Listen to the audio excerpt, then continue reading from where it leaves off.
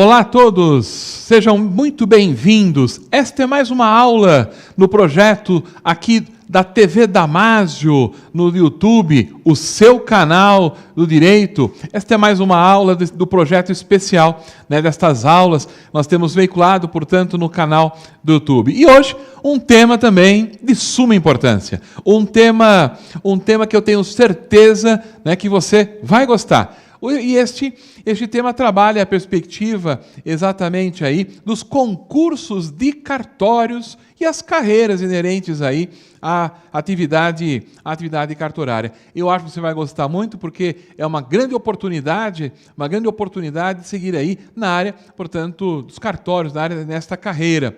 E para tanto foi convidada, nossa satisfação, a nossa alegria, aqueceu de pronto o convite, está conosco já a doutora Natália Soller. Olá, doutora Natália! Tudo bem, professor Zakimi? Tudo ótimo, tudo bem. A doutora Natália Soller, que fará a apresentação deste tema, concursos de cartórios e carreiras, ela é advogada.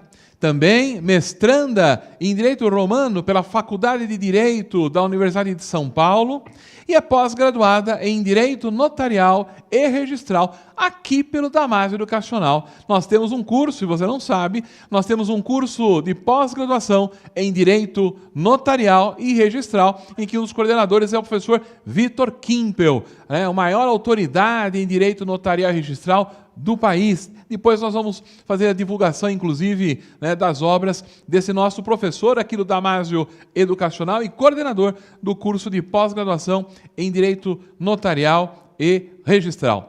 Você que está nos assistindo, eu te pergunto agora, você já se inscreveu no canal da TV Damásio?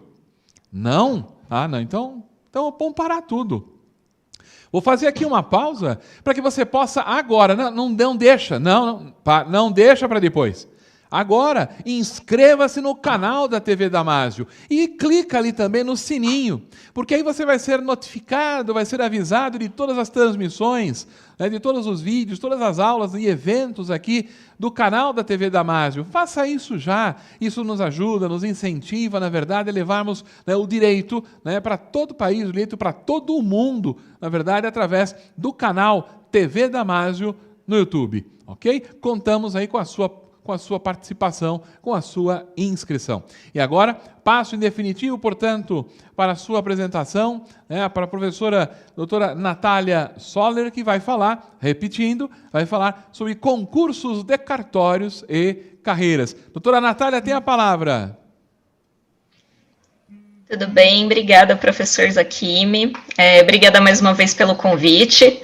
Como eu já falei, eu fico muito feliz de poder dar aula na Damásio, porque é minha faculdade do coração, onde eu me formei, também fiz a pós-graduação, e eu sou apaixonada pelo direito notarial e registral, então hoje eu vou tentar trazer aqui para vocês as explicações de como funciona o concurso de cartório, para quem se interessa poder saber se pode ou não prestar, como fazer, como são as etapas do concurso, então falar um pouquinho mais disso, para todos os interessados. Acho que o concurso de cartório, enquanto a gente está na faculdade, não é um concurso que a gente pensa tanto, A gente sempre acaba pensando na magistratura, no Ministério Público, Procuradoria, Defensoria, mas é difícil pensar em prestar concurso de cartório, mas é um concurso muito bom e eu quero hoje falar alguns detalhes aqui para vocês. Então, até se tiver aqui tudo certo com a parte técnica, eu vou compartilhar minha tela para apresentar os slides.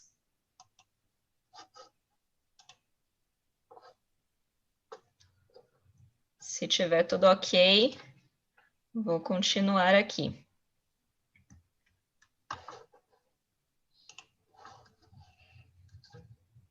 Então, vamos lá. Primeiramente, antes de explicar o concurso de cartório em si, eu trouxe um pouquinho da conceituação do cartório e também uma explicação de como funcionam as serventias extrajudiciais como um todo, Esse termo cartório é o nosso termo popular, mas o termo jurídico correto seria serventia extrajudicial. E o conceito mais utilizado seria justamente de que é um órgão de apoio à atividade jurisdicional e administrativa dos estados. A atividade exercida nos cartórios, a atividade notarial e registral, ela é exercida sempre por um particular em delegação do poder público. Então, embora seja uma atividade essencialmente pública, ela sempre é exercida por um particular que presta o concurso de cartório e, por meio desse concurso, recebe a outorga da delegação para poder atuar como titular dessa serventia, né? Isso está previsto no artigo 236 da Constituição Federal. Bom, acho que um ponto muito importante para a gente evidenciar aqui, que é até algo que eu vejo, assim, que é uma dificuldade, tanto da população no geral, como até de alguns colegas juristas, né, em saber quais são os tipos de cartórios que nós temos. Porque nós temos vários tipos, não é um único cartório que faz tudo. Nós temos diversos tipos e cada um especializado numa função. Inicialmente, nós temos os tabelionatos, cujo titular é um tabelião. Também vou falar um pouquinho da diferença do tabelião e do registrador. Mas nós temos o tabelionato de notas, que é justamente esse nosso cartório mais do dia a dia, onde a gente faz as escrituras públicas, reconhecimento de firma, autenticação de cópia, testamentos e assim por diante. Nós temos os tabelionatos de protesto, que, como o próprio nome já diz, ele é específico para o protesto de dívidas, certo? E nós temos os tabelionatos e ofícios de registro de cartórios de contratos marítimos. Só existem 5 cartórios, 5 tabelionatos de contratos marítimos no Brasil. Ele é bem específico e bem relacionado à atividade marítima, tanto que é um nicho muito exclusivo, e existe até pouca doutrina sobre o tema. A gente raramente ouve falar porque é algo muito específico dessa atividade marítima. Inclusive, nem temos um desses aqui em São Paulo. O mais próximo é no Rio de Janeiro. E os registros? Bom, nós temos o Registro Civil das Pessoas Naturais, o nosso RCPN, que é aquela serventia justamente destinada aos atos de nascimento, casamento e óbito, e alguns registros no livro E, que eu vou falar um pouquinho para vocês, que o livro E ele é destinado à união estável, por exemplo, e alguns outros atos. Nós temos o Registro Civil das Pessoas Jurídicas. Todas as pessoas jurídicas que não são empresárias, porque as pessoas jurídicas empresárias são registradas na junta comercial, as que não são empresárias, elas são registradas no RCPJ.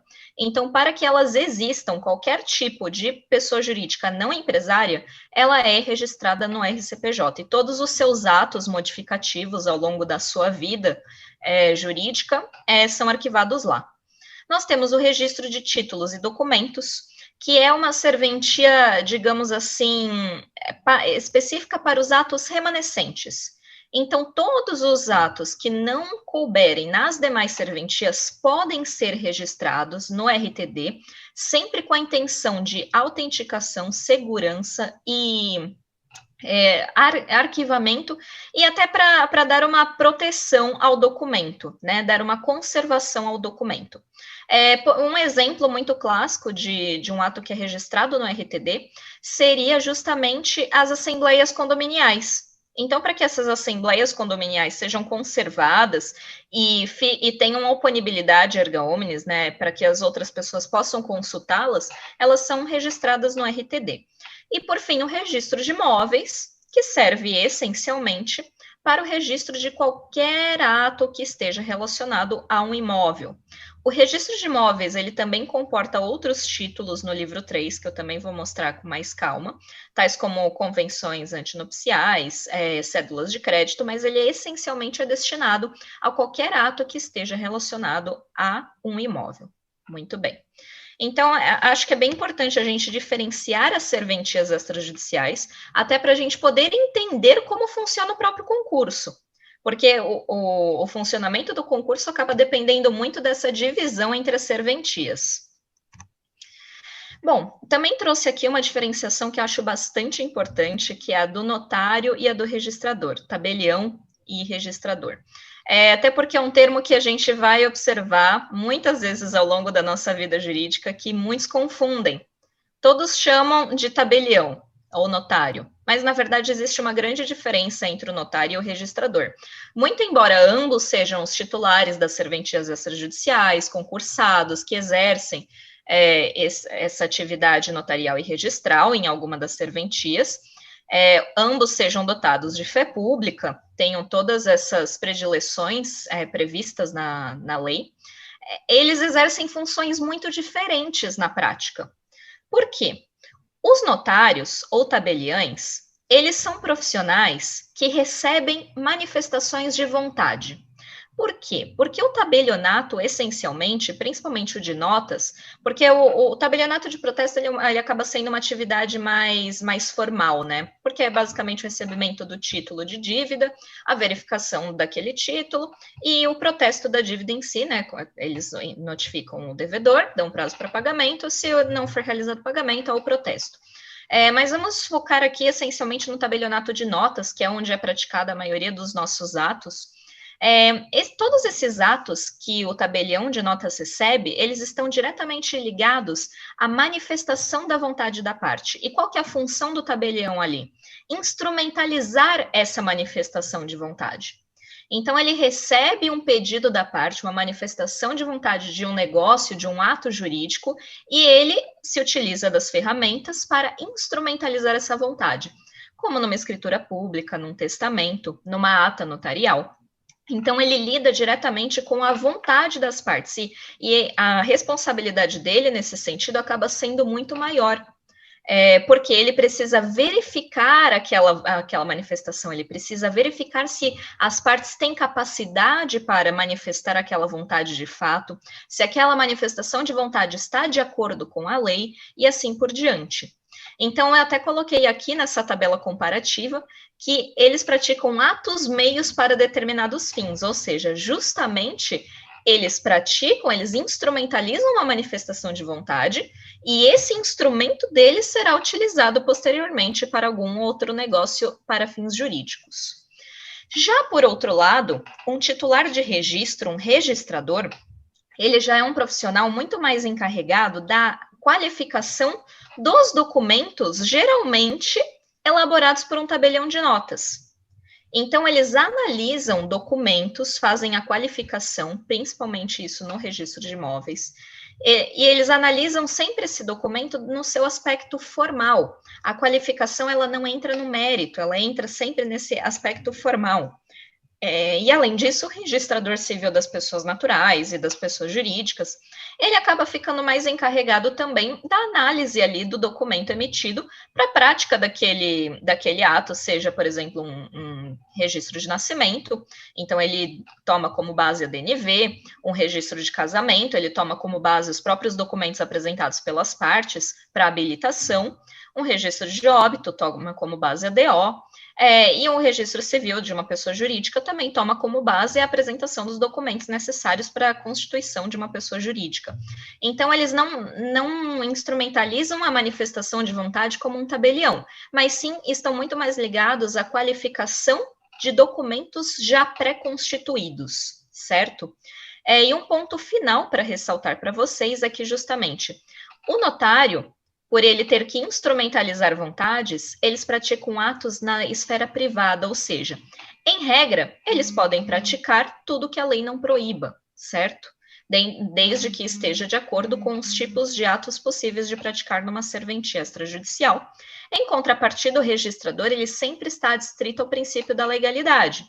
Então, ele só pode praticar o que a lei permita a prática, certo? Muito bem.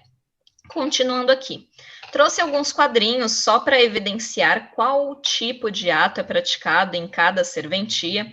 Como eu já enfatizei anteriormente, no RCPN, Registro Civil das Pessoas Naturais, nós temos registro de nascimento, realizado no livro A, registro de casamento, realizado no livro B.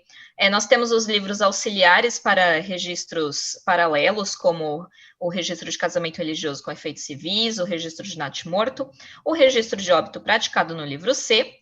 O livro D, ele é reservado às proclamas, que fazem parte do processo de habilitação de casamento, e nós temos o livro E. O livro E, ele é privativo apenas do primeiro subdistrito de cada comarca. Então, nós só vamos encontrar um livro E em cada comarca, né, cada município, entre aspas, porque a comarca não corresponde ao município, mas, em regra, acaba sendo a mesma coisa. Nesse livro E, nós registramos uma série de outros atos, quais seriam emancipação, interdição, ausência, sentenças de declaração de morte presumida, união estável, assentos lavrados no exterior, opção de nacionalidade, todos esses atos que estão ligados à personalidade da pessoa natural, que não tem espaço nos demais livros, certo? Então, eles são registrados no livro E. Atos praticados no tabelionato de notas.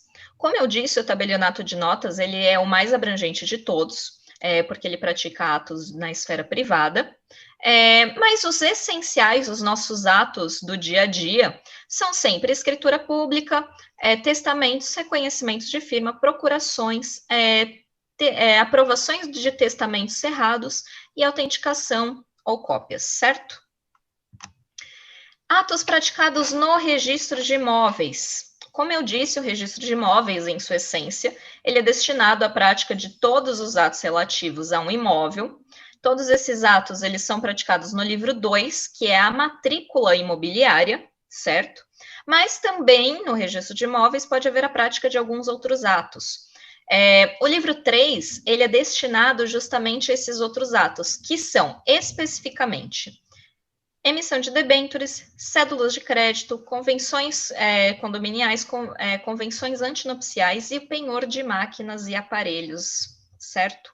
Inclusive, esses atos do livro 3, eles estão previstos no artigo 178 da Lei dos Registros Públicos, a Lei 6.015. Então, eles são um rol taxativo, certo? Pois bem, e os demais atos, eles são todos aqueles ligados a um imóvel. Então, nisso a gente pode englobar um monte de coisa. Compras e vendas, alterações na área do imóvel, doações, qualquer tipo de direito real instituído, penhoras, indisponibilidades e assim por diante, certo? Todos esses atos relativos ao imóvel, eles são sempre praticados em sua matrícula, que é o livro 2. Muito bem. Eu trouxe os atos praticados nas principais 3 serventias, né? Não vou ficar falando de todas também, porque senão a gente vai levar uma vida aqui tratando de todas elas, mas eu quis mostrar das 3 principais. E agora a gente tendo em mente quais são as serventias existentes e ao que cada uma se destina, eu acho que a gente pode entrar um pouquinho na parte de entender como funciona o concurso para cartório. Algo que eu quero mostrar aqui é que, assim, a gente sempre ouve, né? Nossa, na minha época o cartório passava de pai para filho. E essa época não é há tanto tempo atrás, na verdade. Essa época, ela surgiu com a nossa Constituição de 88. Porque, realmente, até 88, não é que o cartório exatamente passava de pai para filho, mas ele era titularizado por uma pessoa indicada.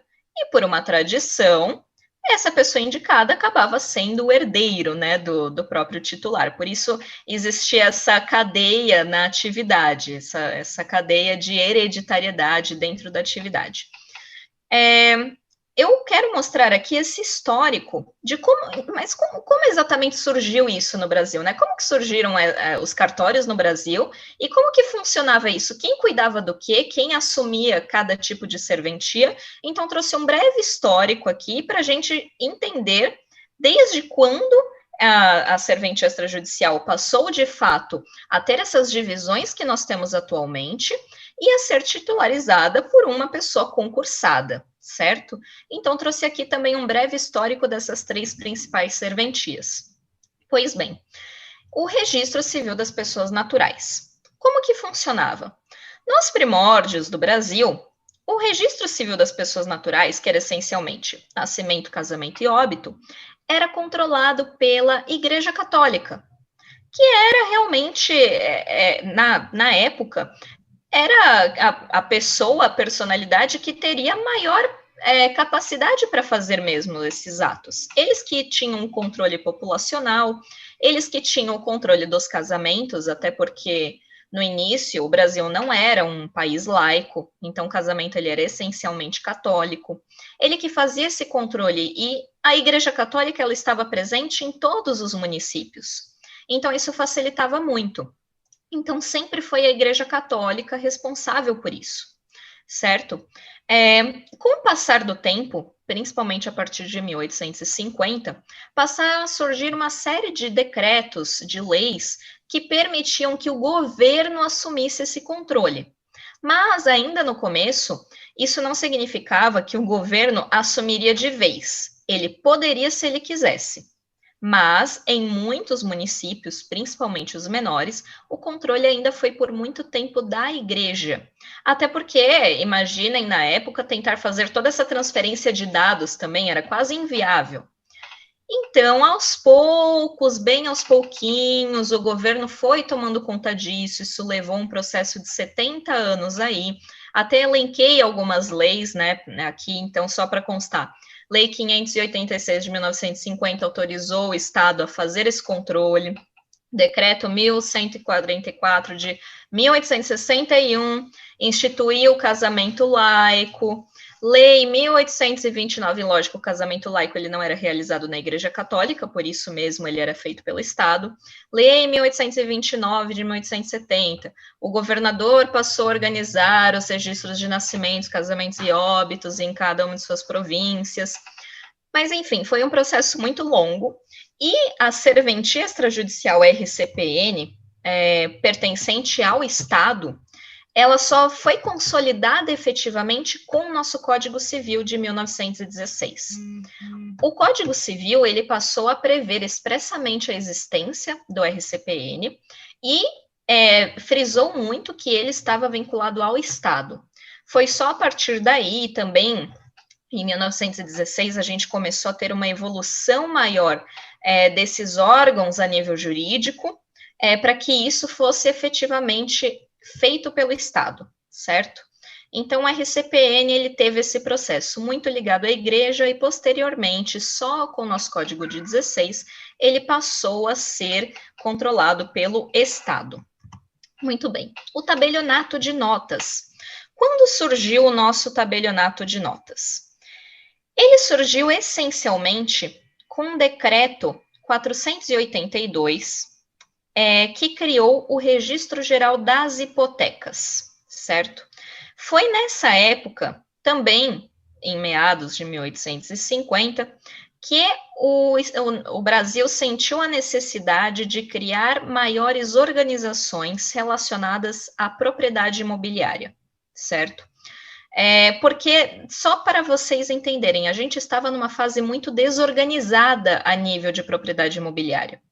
O Brasil passou por um processo de sesmarias, logo quando da colonização.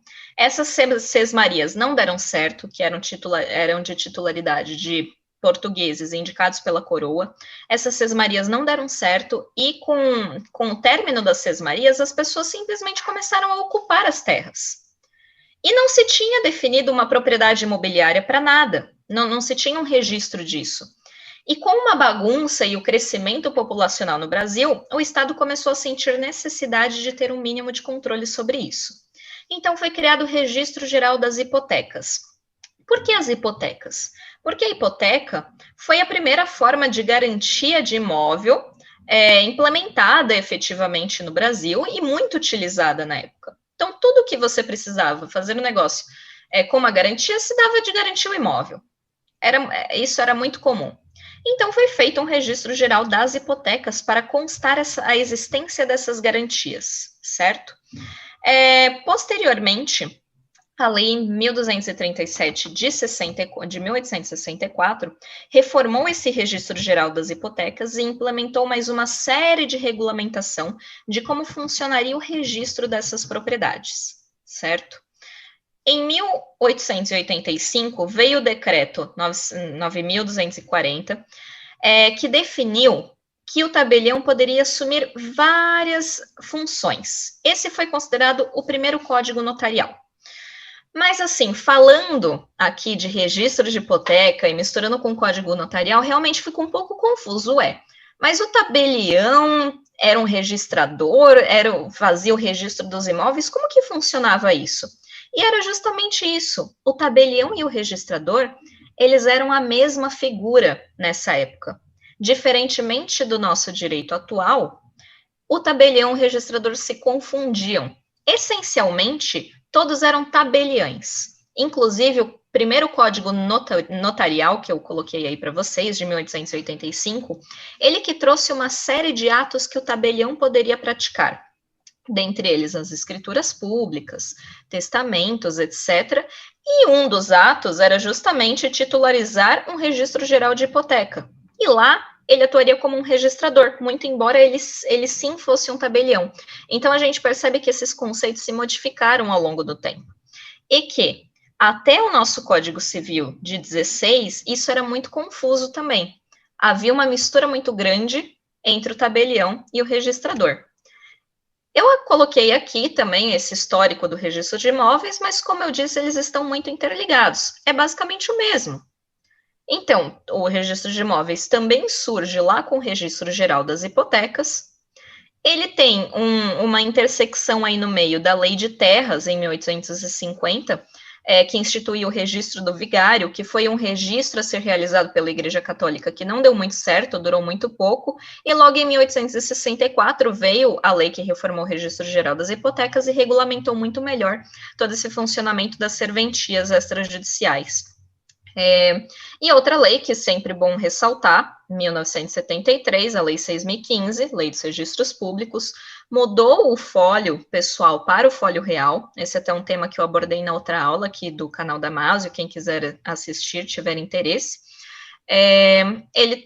Essa lei instituiu a mudança de folhos e, lógico, a Lei dos Registros Públicos, ela definiu de forma muito melhor, muito mais regrada, todos os registros públicos existentes no Brasil, não só o registro de imóveis, mas também todos aqueles RCPN, RTD, RCPJ e assim por diante. Então, essa é a nossa lei base até hoje, certo? Muito bem. Bom, então esse era o funcionamento das serventias extrajudiciais anteriormente. Então, a gente começou numa fase muito primordial, que existia um RCPN muito mais ligado à Igreja Católica, que aos poucos foi passando para o Estado, e isso só se consolidou efetivamente em 1916, com o Código Civil anterior. O tabelionato de notas e o registro de imóveis estavam extremamente interligados em sua origem, e eles foram aos poucos separando as funções, até porque essa necessidade ela foi sendo cada vez maior. E quem efetivou de fato essa separação foi a Lei dos Registros Públicos, em 1973, que definiu todo um regramento específico para os registros, certo? Enquanto os tabeliões de notas, eles acabavam sendo regidos por legislações muito antigas, que foi substituída apenas pela Lei 8935, em 1994. Bom, entendido o funcionamento das serventias, vamos para a parte da titularidade. Justamente eu trouxe aqui para vocês o artigo que previa que o titular de uma serventia seria alguém indicado. Isso começou em 1827, com essa lei número 11. Olha o número da lei, lei 11, né? A gente já está na 14.000, é até estranho. Começou com a lei 11 de 1827, que previa justamente isso. Todos os ofícios de justiça serão conferidos por título de serventias para aqueles que tenham necessidade de idoneidade e que sirvam pessoalmente, ou seja, era uma indicação feita pelo governo. O governo decidia quem ia assumir a titularidade daquela serventia. E isso perdurou até a nossa Constituição de 88. Isso foi assim, por isso que se dizia que o cartório passava de pai para filho, porque realmente acabava tendo esse costume, né? Quando o titular falecia, quem já estava ali com ele, conhecia todo o funcionamento da atividade, da serventia, eram sempre os filhos que acabavam trabalhando com ele ao longo da vida. Por isso se tinha esse costume, então o Estado automaticamente nomeava o filho para dar continuidade àquela atividade. Mas aí veio a nossa Constituição Federal, em 1988, e trouxe o artigo 236, que regra justamente a atividade notarial e registral. E o parágrafo 3º desse artigo passou a definir que o ingresso na atividade notarial de registro depende de concurso público. Foi só nesse momento, ou seja, algo muito recente, 1988, foi só nesse momento que o cartório passou a ser titularizado por uma pessoa concursada. E, na verdade, digo até mais, né? Embora essa previsão tenha surgido em 1988, demorou muitos anos para que os cartórios passassem a ser assim. E pior, nós temos estados brasileiros até hoje em que o primeiro concurso ainda não ocorreu, como é o caso do Acre, do Alagoas. O concurso lá ainda não ocorreu, então vocês imaginam, essa previsão legal não foi efetivada ainda em alguns estados. Aqui em São Paulo nós somos exceção, porque nós já vamos para o 12º concurso de cartório, mas tem muitos estados que estão no primeiro, segundo, terceiro, então ainda se tem muito isso enraizado. Por isso as pessoas têm em mente, cartório passa de pai para filho, porque não é em todo lugar que a gente vê titulares concursados, certo? E em alguns cartórios, em alguns estados, os cartórios ficam vagos por anos, porque não se abre novo concurso. E quando um titular, por algum motivo, não pode mais exercer aquela atividade, o cartório passa para um interino, que é uma pessoa que assume como titular, mas essa pessoa não é concursada. E assim que se tem um concurso, teoricamente o interino sai para dar lugar a esse titular. Mas tem estados que ficam anos com essa titularidade vaga. Então, isso é uma realidade no Brasil. Aqui em São Paulo é um pouco diferente, aqui a gente tem concurso com mais frequência, as nossas normas são muito melhores, muito mais elaboradas do que a dos outros estados, e de modo algum digo isso de forma preconceituosa, muito pelo contrário, mas São Paulo acaba sendo até referência para os demais estados nessas questões, porque foi um estado que levou mais a sério esse desenvolvimento da atividade notarial e registral, que deve ser levado a sério pelos demais estados também, isso é algo muito importante. Mas, enfim, voltando aqui ao tema, em 1988, nossa Constituição previu que passaria a ser realizado concurso público, e que esse concurso, ele seria regulamentado por lei especial, que foi justamente a Lei 8935. E veja, a Lei 8935 só foi promulgada em 1994, então a gente já teve esse lapso. Até vir a Lei 8935 e começar a ser feito concurso público, já demorou mais tempo ainda, né? Mas muito bem. A Lei 8935 passou a prever os concursos públicos de cartório e seus requisitos e como seria realizado esse concurso. Então, agora vamos efetivamente para a parte prática, né, do concurso em si. Entrando no concurso, como ele funciona? Quem pode prestar concurso de cartório? Trouxe aqui justamente os requisitos que estão previstos no artigo 14 da lei. Para você prestar concurso de cartório, primeiramente, você tem que fazer a sua habilitação no concurso. Então, você tem que fazer a sua inscrição, preencher os demais requisitos, apresentar os documentos previstos no edital. Você tem que ter nacionalidade brasileira, capacidade civil, quitação das obrigações eleitorais e militares, diploma de bacharel em direito, verificação da conduta condigna para o exercício da profissão. Requisitos tranquilos, que geralmente são exigidos para quaisquer outros concursos públicos. Mas aqui eu quero fazer uma ressalva muito grande. Diploma de bacharel em direito. Detalhe, esse aqui, na verdade, não é um requisito obrigatório, 100%. Para prestar concurso de cartório, nem sempre você precisa ser bacharel em direito. Se você for uma pessoa que trabalhou como escrevente num cartório por 10 anos, você também vai poder prestar esse concurso. Então, ele não é 100% reservado a bacharéis em direito, certo? Isso é um detalhe muito interessante, porque tem pessoas que trabalharam a vida em cartório, até antes dessa época de concursos públicos, não são formadas em direito, mas têm muita especialização, sabem muito da atividade, essas pessoas, desde que tenham trabalhado 10 anos na serventia, podem prestar também. Questão aqui que eu coloquei em específico, a prática jurídica. Podem ver que o requisito do edital diz justamente bacharel em direito. Por que isso? Porque a prática jurídica não é um requisito obrigatório para o concurso de cartório. Isso é outro ponto maravilhoso, porque assim, eu tendo me formado recentemente em 2018, eu vejo vários colegas que ainda nem podem prestar o concurso. Eu mesma não poderia prestar alguns concursos públicos porque eu não cumpri meu tempo de prática jurídica. Porque a maioria dos concursos, magistratura, MP, enfim, eles exigem 3 anos de prática jurídica, ou seja, 3 anos em que a pessoa exerça atividades privativas da área jurídica, essencialmente a advocacia. Isso é algo muito legal, porque assim, você pode prestar o concurso sem ter que advogar, sem ter que trabalhar como um escrevente, também concursado, como um oficial de justiça. Esse não é um requisito para o concurso de cartório. Na verdade, a prática jurídica no concurso de cartório, ela pode contar como título. Então, se você tiver a prática jurídica, isso vai ser um a mais na sua colocação. Mas isso não vai ser um requisito para que você possa prestar o concurso. Isso é um ponto muito legal, que raramente os concursos jurídicos têm. E coloquei aqui também as matérias que são exigidas no concurso de cartório. Quais são as matérias? Essencialmente são as mesmas matérias de sempre, as nossas matérias normais.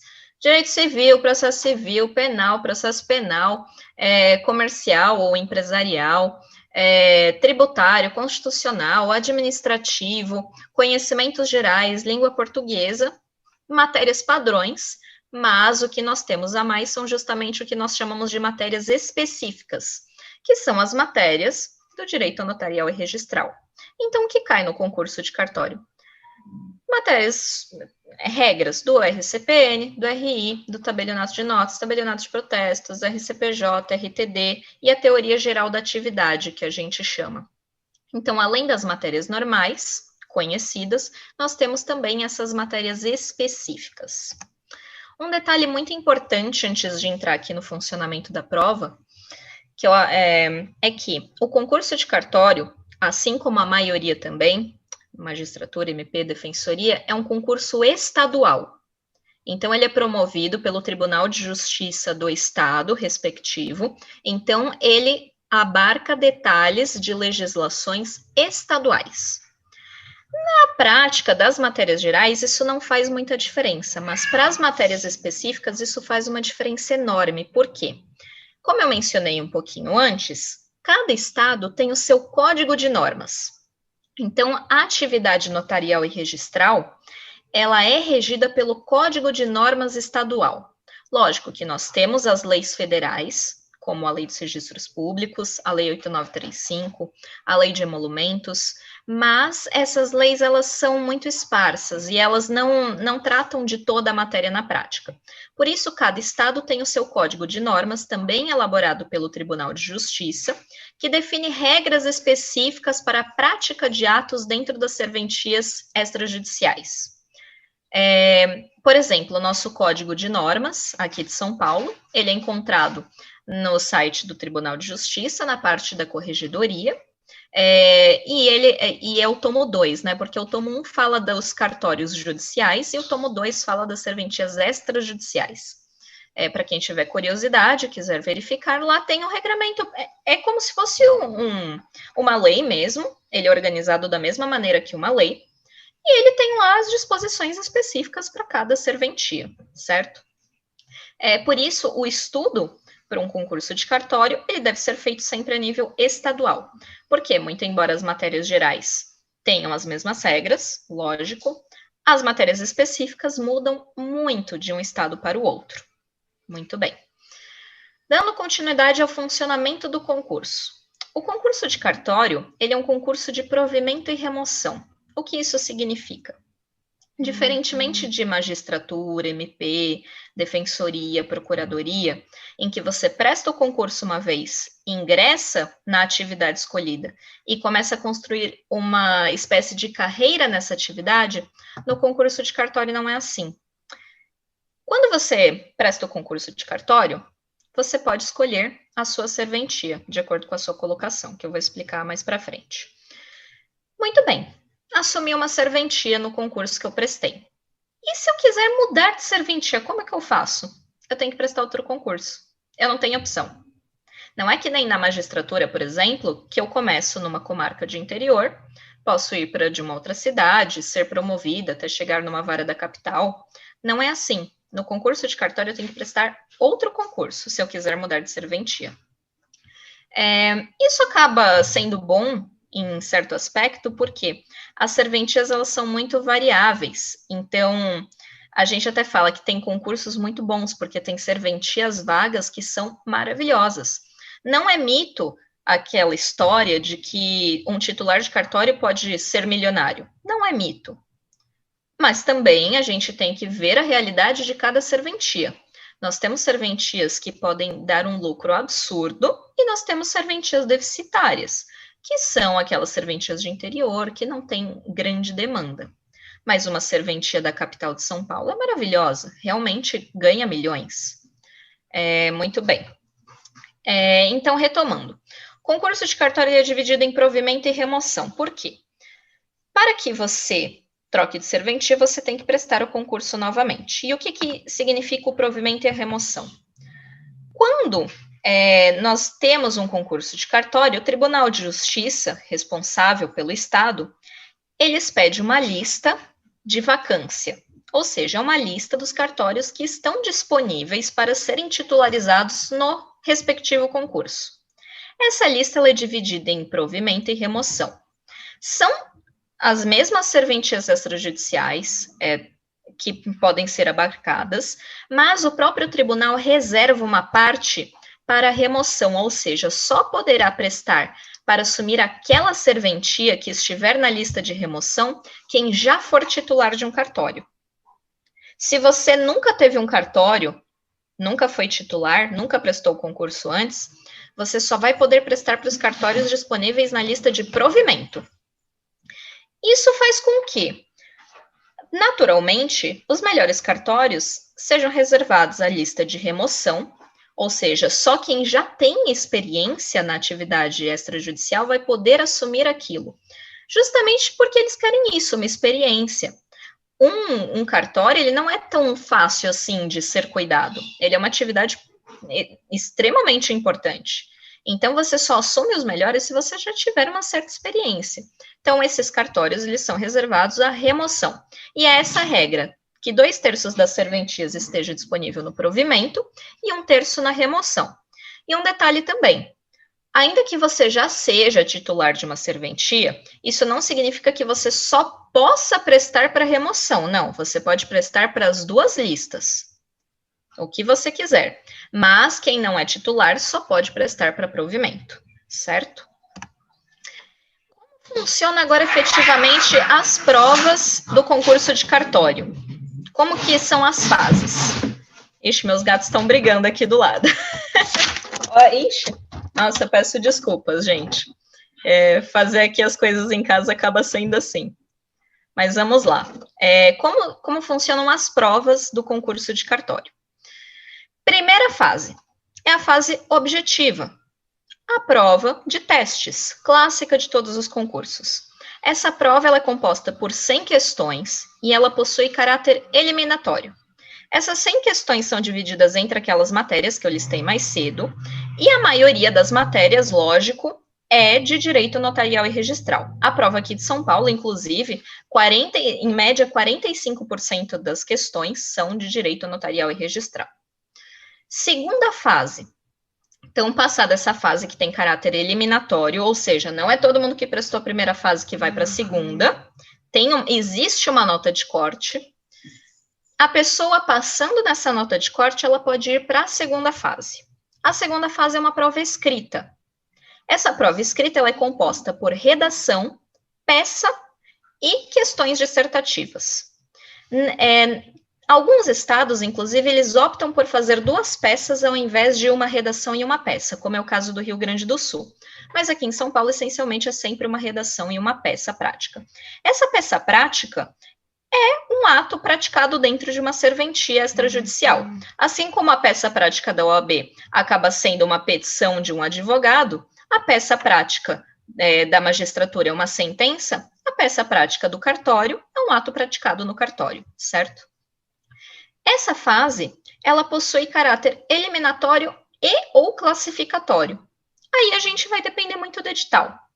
Aqui em São Paulo, geralmente, a segunda fase ela não é eliminatória, ela é classificatória. Ou seja, todas as pessoas que fazem a segunda fase, elas podem ir para a terceira, ela não tem problema quanto a isso, mas a nota dela, da segunda fase, vai ser levada em conta na classificação final. Por fim, nós temos a terceira fase, a prova oral, que é, sem dúvidas, a mais difícil ali, né? A prova oral, ela possui caráter classificatório, até porque depois disso não há mais fases. E depois eu vou explicar o funcionamento dessa prova oral também. E por fim, nós temos o exame de títulos. Como a própria lei prevê, o concurso de cartório ele é um concurso de provas e títulos, então seus títulos contam para sua pontuação. O que são os títulos? Essencialmente, as atividades já desenvolvidas a nível acadêmico pelo candidato. Então, o que pode ser contado como título? Pós-graduação, mestrado e doutorado, a prática jurídica que eu mencionei, a sua atuação na advocacia, magistério superior, atuação em eleição como mesário, tudo isso pode ser computado como título. Até aqui nos slides eu coloquei como é feita essa divisão da pontuação.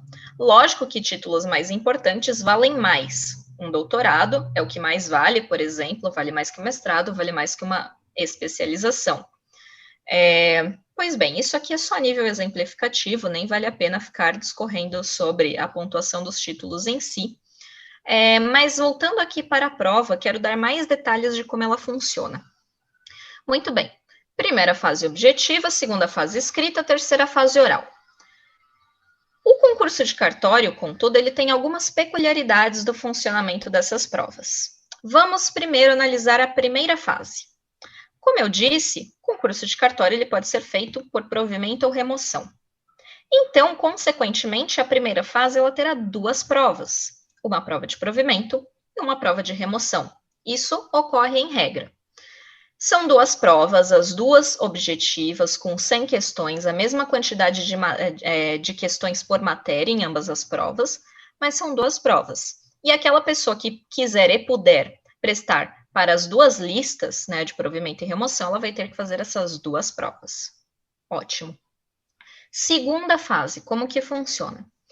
A segunda fase já não é feita nessa divisão de provimento e remoção. Na verdade, a segunda fase, ela é feita numa divisão de matérias. Detalhe, não são todos os estados que dividem por matérias, mas alguns dividem, e geralmente os estados mais concorridos fazem essa divisão, como é o exemplo de São Paulo. São Paulo divide a segunda fase em grupos.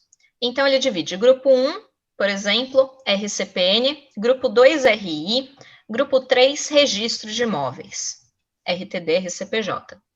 Eles fazem essa divisão, justamente porque a prova de segunda fase, quando ocorre essa divisão em grupos, ela acaba sendo especializada.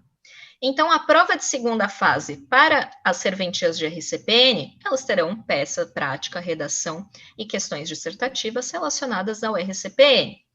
Grupo 2, registro de imóveis, questões relacionadas ao registro de imóveis e assim por diante. Já aconteceu aqui em São Paulo, inclusive, de fazerem 7 grupos uma vez, para dividir de uma forma muito especializada.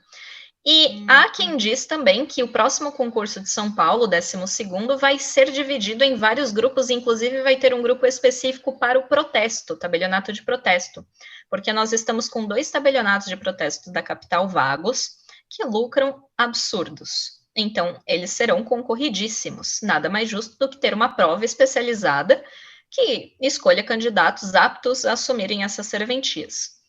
Então, na segunda fase, é essa especialização. Se você passou na primeira fase, você pode se inscrever nos seus grupos de interesse. Se você quiser prestar os 3, pode. Se quer prestar só o RI, pode, enfim. Você pode escolher essa área de especialização e pode prestar mais de um. Terceira fase, como funciona? A terceira fase, ela não tem divisão por grupo, nem divisão por provimento e remoção. Mas ela é bem mais complicada no sentido de que é uma prova oral e as perguntas feitas pelos examinadores, elas são muito mais elaboradas e elas, inclusive, trabalham bem as matérias que não foram tão trabalhadas nas outras fases, que são as matérias gerais. Por quê? Na primeira e na segunda fase, a maior parte de incidência é de matérias específicas. A fase oral não, ela é muito equilibrada. Então, as matérias gerais caem muito na fase oral. Em regra, a fase oral, ela é feita naquele sistema presidencialista que a gente já conhece. Então, nós temos a banca examinadora, e eles questionam um candidato por vez. Vocês estão assistindo a aula com o meu gato aqui junto. Eles questionam um candidato por vez. Mas São Paulo, recentemente, a partir do 10º concurso, implementou um sistema novo para essa fase geral. E pode ser que os outros estados passem a copiar esse sistema. Como que funciona agora aqui em São Paulo?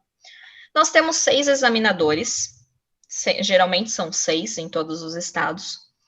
E agora, são 6 candidatos por vez. É literalmente um examinador com uma cadeira na frente, outro examinador do lado com outra cadeira na frente, e assim por diante, os 6 examinadores, entrevistando 6 candidatos. Eles têm uma média de 5 minutos para cada candidato, eles fazem todas as perguntas ali que eles querem para o candidato diretamente, tocam um alarme, e o candidato literalmente troca de cadeira com o outro. Eles fazem exatamente isso, até que esses 6 candidatos passem pelos 6 examinadores. Terminada essa leva dos 6 candidatos, vem outros 6 e recomeça isso. São Paulo implementou isso principalmente porque, como é o estado de maior concorrência, os concursos estavam sendo muito longos. Então, isso foi uma forma de agilizar a prova oral. E pode ser que os outros estados passem a copiar isso, mas é sempre bom falar, porque agora nós temos esses 2 tipos de funcionamento de banca, tá certo? Bom, terminada a fase oral, todos aqueles que fizeram, eles terão um prazo previsto no edital para apresentar os títulos também concomitantemente. Eles apresentam todos os seus títulos, fazem uma entrevista de personalidade, só para ter certeza de que não é ninguém louco ali que vai assumir a serventia. E, tudo finalizado, todas essas etapas finalizadas, sai a classificação final.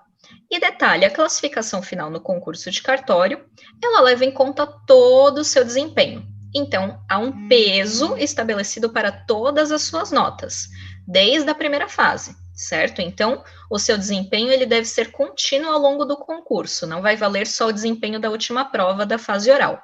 Inclusive, a prova de maior relevância no concurso de cartório acaba sendo a de segunda fase.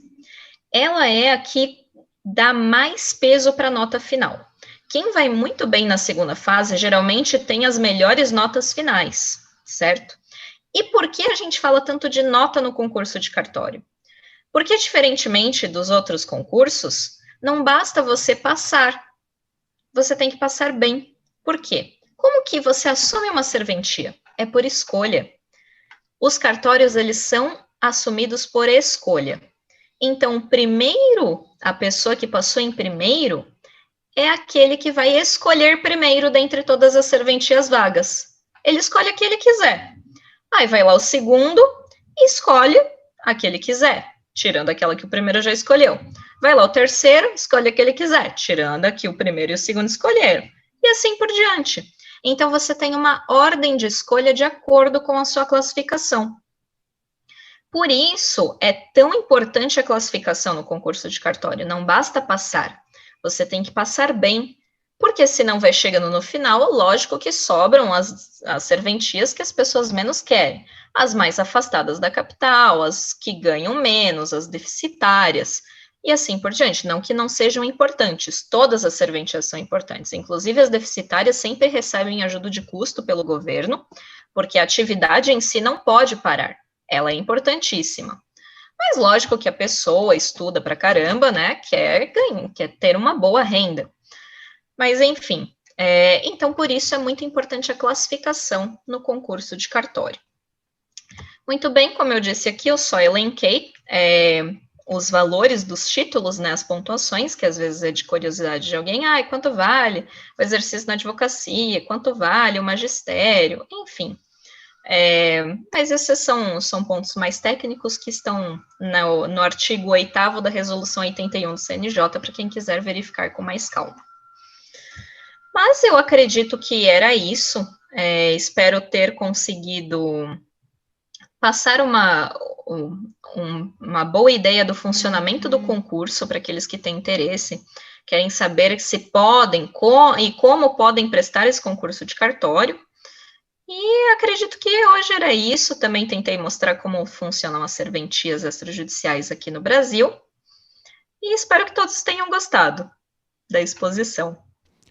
Muito bem, excelente, professora Natália Soller, parabéns pela sua exposição, foi muito clara, foi muito didática, acabou cobrindo, na verdade, aquilo que, na verdade, representa as principais dúvidas de quem pretende prestar um concurso nessa área de cartórios. Muito, muito obrigado. A você que está nos assistindo pela TV Damásio, o canal aqui no YouTube, espero que você também tenha gostado. E olha, dá um like aí para nós neste vídeo, porque nos ajuda a divulgar, a propagar esta aula aí para muito mais gente. Quem não se inscreveu ainda no canal, não esqueça também aí de fazer a sua inscrição. E eu passo a palavra novamente à professora. Agora a professora deve estar conosco, eu fui informado, a professora Elaine. A professora Elaine Pardi está conosco. Professora Elaine, olá, tudo bem? Olá, professor Zaquimi, tudo tranquilo? Muito obrigada, Natália. Eu venho novamente aqui agradecer, mais uma vez, pela brilhante aula.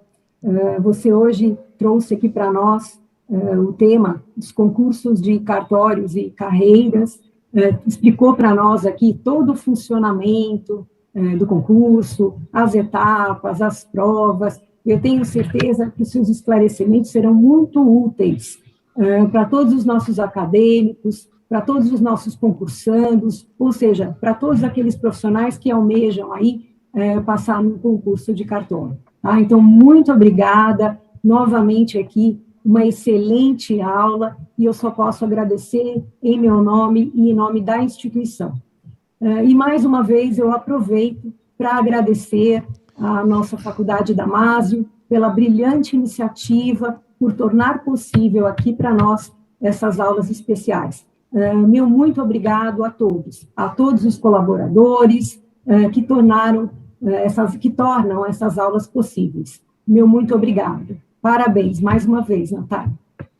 Muito bem, professora Eu que Elaine. agradeço. Muito obrigado. Eu vou passar para a professora Natália Soller para suas considerações finais. Professora Zaquimi, professora Elaine, eu que agradeço muito pela oportunidade, mais uma vez.